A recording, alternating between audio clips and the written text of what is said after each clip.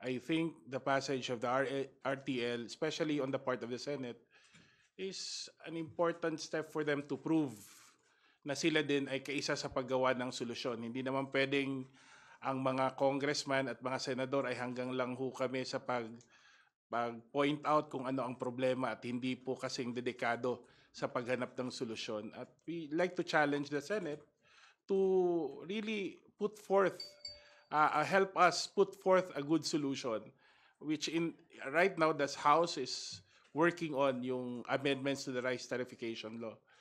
Clearly, this would ensure that there's a built-in mechanism for competition, lalo na kung mataas ang presyo, andyan yung NFA para magkaroon ng access ang ating mga kababayan sa mas murang bigas.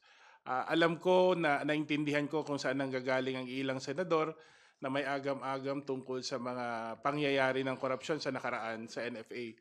Ngunit hindi lang naman ang mekanismo para masugpo ang korupsyon ay tanggalin ang isang ahensya o isang function ng isang ahensya. At marami naman, at I'm sure Congress will not hesitate also to exercise its oversight functions over the performance ng NFA in this regard. Kaya nga ho, sana'y suportahan din.